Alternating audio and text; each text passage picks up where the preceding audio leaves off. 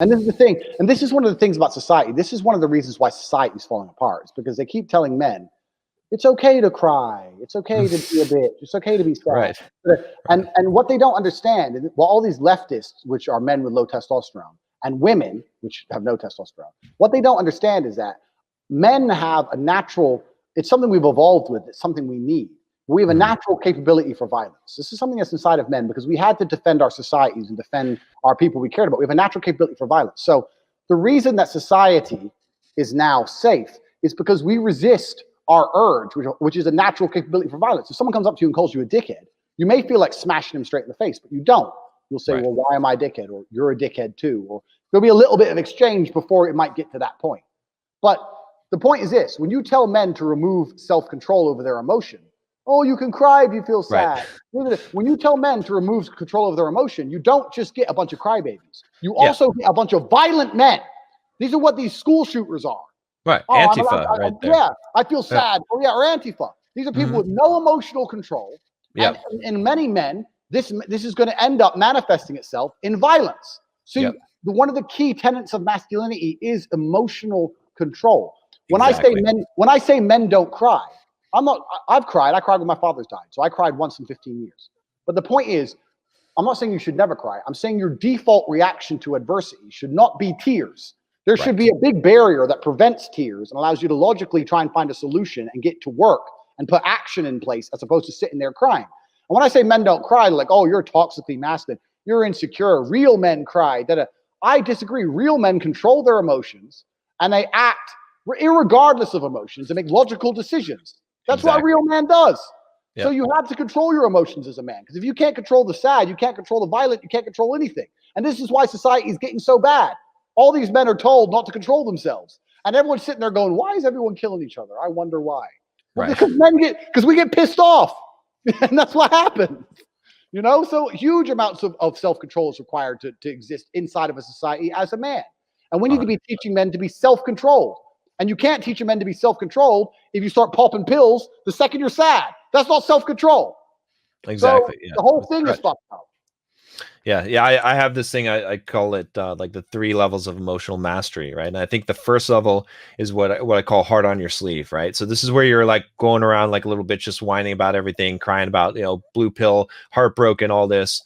And then I think a lot of guys hit the second level, which is emotional numbness or zombie mode. So they learn that they can become numb so they don't feel pain, right? But then they don't feel love either. So they're just basically like, zombies walking around.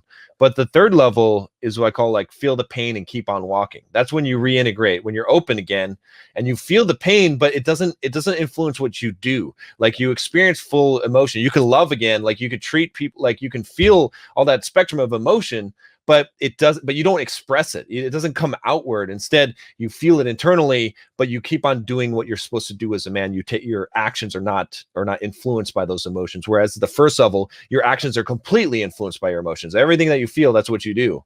Yep. Completely agree with you, friend. I completely agree with you. And I completely agree. I think I tweeted something this morning. I said, I'm not a stoic. When I'm angry, I'm angry. And when I'm happy, I'm happy.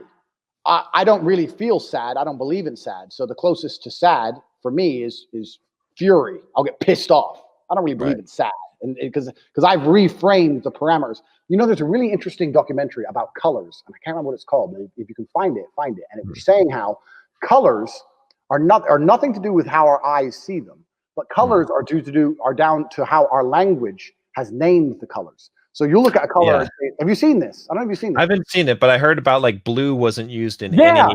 Yeah. So they found an African tribe where they showed 2 shades of blue, which were fucking identical. And to them, they were completely different colors. Yeah. But to us, they're just blue.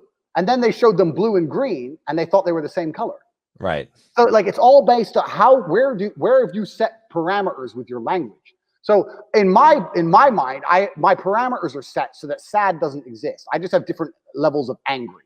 Right. Because I believe that because anger is a force. Anger is only a problem if you can't control it. If you can put anger in the correct direction, it's extremely motivating. Like water is only a problem if it breaks the dam, right? If it's in the dam and it's doing the right thing, you power a town. It's only if it goes over the dam. So when I get pissed off, I'll go train. I'll get a bunch of shit done.